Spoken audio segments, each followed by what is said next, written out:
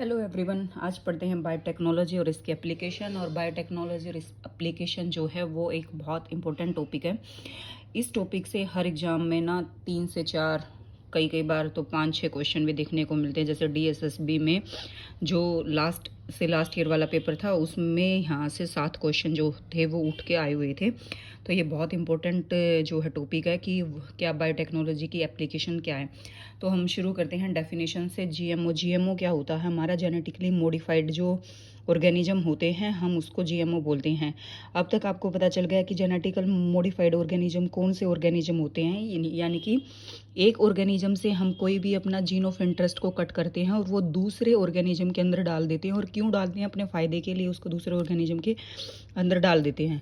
तो उसको हम बोलते हैं जीएमओ। देखो, genetically modified plant, bacteria, fungi and animal whose gene altered by manipulation, यानी कि जिसके जीन में हमने क्या कर दिया, चेंज कर दिया, उसको हमने बोल दिया जेनेटिकली मॉडिफाइड ऑर्गेनिज्म। यानी एक ऑर्गेनिज्म के पास जो जीन था उस जीन में हमने कुछ मॉडिफिकेशन किया तो क्या हुआ, उसके जीन में अल्ट्रेशन ही हुई। तो अल्ट्रेशन का मतलब यानी कि चेंज का मतलब क्या हो गया, मॉडिफिकेशन किया, तो उसको हम बोलते हैं जीएमओ।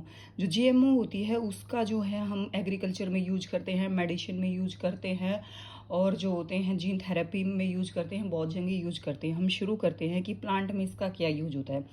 तो क्या है कि to obtain pest resistant plant, हमने इसका सब यूज किया कि हमें पेस्ट रेजिस्टेंट यानी कि कुछ ऐसे पेस्ट होते हैं जो कि हमारी क्रॉप को खा जाते हैं और जिससे हमें नुकसान होता है। तो उस नुकसान से, उस हार्म से बचाने के लिए हमने क्या किया कि पेस्ट रेजिस्टेंट प्लांट तैयार किए। तो वो हमने कैसे किया, देखो। This concept of obtaining pest resistant plant is based on principle that some bacteria produce a protein। इसमें हमने क्या किया, एक बैक्टीरिया लिया, ठीक है। बैक्टीरिया का नाम था हमारा बैसिलस थ्रिंजेनेसिस बैक्टीरिया, जो क्या है, एक जीन प्रोड्यूस करता है जिसको हम बोलते हैं क्राइजीन या फिर हम बीटी जीन हम इसको बोलते हैं। और ये जो जीन है वो एक प्रोटीन बनाता है। ऑब्वियसली जीन से क्या बनता है, ट्रांसलेशन के बाद प्रोटीन, तो एक प्रोटीन बनाता है। और इसका नाम क्राई क्यों रखा, क्योंकि क्रिस्टलाइन फॉर्म में होता है। इस जीन का क्या है, ये बैक्टीरिया के अंदर है और ये हमने बैक्टीरिया से लिया और बैक्टीरिया में से निकाल के हमने अपने प्लांट के अंदर डाल दिया। जिस भी प्लांट में हमें नीड थी हमने उस प्लांट के अंदर डाल दिया और हमारा प्लांट जो है वो पेस्ट रेजिस्टेंट हो गया। पेस्ट रेजिस्टेंट का मतलब यही है कि उस प्लांट पे जो भी पेस्ट आके उस प्लांट को या उस प्लांट पे लगे जो भी फ्रूट होंगे या जो भी वेजिटेबल होंगी, जो भी होगी, उसको खाएगा तो वो पेस्ट मर जाएगा और हमारा प्लांट बच जाएगा। इस चीज़ को हम बोलते हैं पेस्ट रेजिस्टेंट। तो पेस्ट रेजिस्टेंस के लिए हमने एक बैक्टीरिया लिया, उस बैक्टीरिया के जीन को बैक्टीरिया से निकाला और उसको हमने क्या किया, हमारे क्रॉप के अंदर डाल दिया। और उस जीन का नाम क्या था, क्राइजीन, और उसको बोलते हैं क्राई प्रोटीन। तो ये क्या किया, साइंटिस्ट ने उसको क्या, कहाँ पे इनकॉर्पोरेट कर दिया, प्लांट के अंदर। अब इस प्रोटीन का जो नेचर है वो क्या है कि जब एल्केलाइन जो पीएच होगा ना तो ही डिजोल्व होगा। तो देखो, प्लांट के अंदर ना कोई एल्केलाइन पीएच नहीं होता, तो ये क्या है, डिजोल्व नहीं होगा। लेकिन क्या होगा, जैसे ही कोई भी पेस्ट आएगा, कोई भी कीड़ा लगा लो, कोई भी कीड़ा आएगा और वो हमारे प्लांट को जो है खाएगा, या फिर हमारी कोई भी फसल होगी, जैसे एग्जांपल ले लेते हैं हम टमाटर, तो वो पेस्ट आके हमारे टमाटर को खाएगा।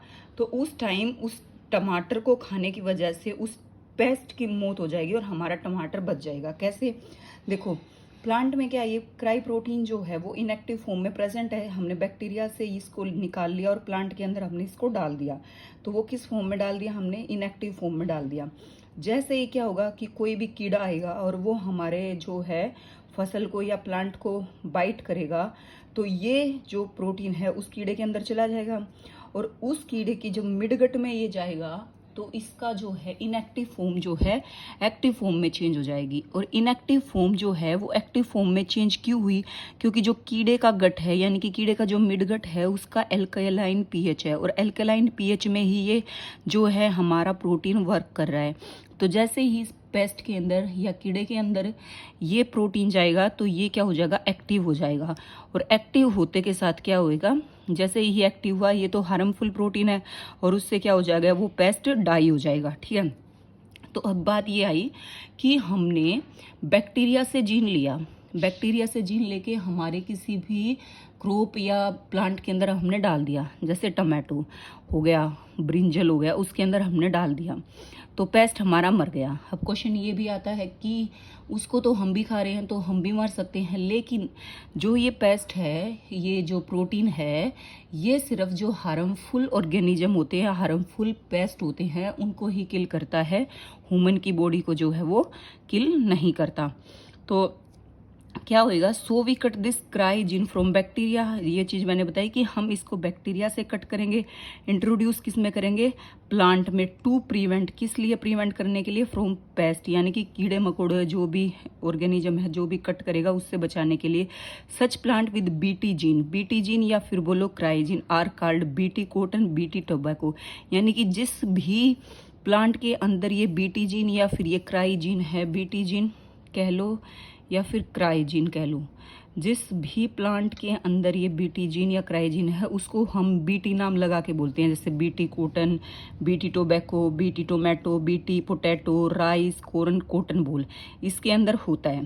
फिर एक क्वेश्चन आता है कि फर्स्ट बीटी क्रॉप कौन सी थी इंडिया के अंदर जो आई थी, वो आई थी हमारी बीटी कॉटन जो है, वो फर्स्ट जेनेटिकली मॉडिफाइड जो है क्रॉप थी जो इंडिया के अंदर प्रोड्यूस हुई थी। देखो आपको समझ में आ गया कि जो है हमारा क्राइजीन कैसे काम करता है। हमने एक बैक्टीरिया लिया, उस बैक्टीरिया से हमने जीन निकाला और वो जीन जो है हमने कहाँ पे डाल दिया, प्लांट के अंदर डाल दिया। बैक्टीरिया से जीन निकाला, प्लांट के अंदर डाल दिया। क्यों डाला, क्योंकि हमने प्लांट को पेस्ट से बचाना था। और जो भी जीन लिया, जो भी प्रोटीन लिया, वो जो है एल्केलाइन पीएच पे ही काम करता है।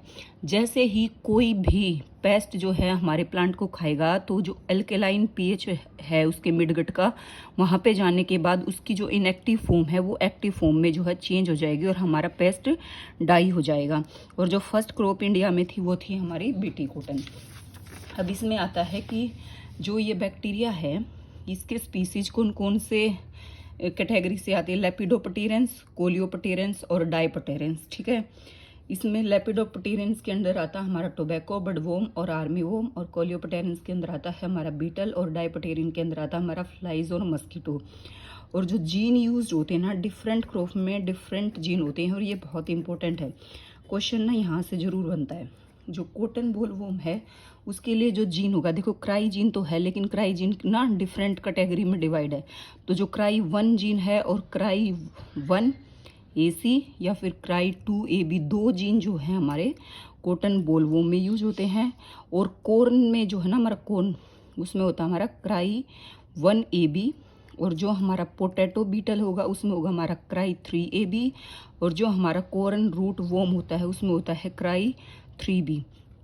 तो यहाँ पे मैंने 2 क्वेश्चन लिखे हैं, ये आप करके देखना। अगर आपको नहीं आए तो प्लीज़ आप कमेंट सेक्शन में मेरे को बताना, मैं इनका जो है आंसर करूँगी। इसमें क्या है कि BT toxin are intracellular lipid, intracellular crystalline protein और एक्स्ट्रा सेलुलर क्रिस्टलाइन प्रोटीन और इंट्रासेलुलर पॉलीसेकेराइड। ठीक है, इसके बारे में आप मेरे को कमेंट सेक्शन में बताना। The BT toxin is not harmful for human being because, तो इस ऑप्शन में से देखना कि कौन सा जो ऑप्शन है वो सूटेबल है। अगर आपको मेरी वीडियो पसंद आई है तो प्लीज़ चैनल को सब्सक्राइब करना, लाइक करना, शेयर करना। Thank you.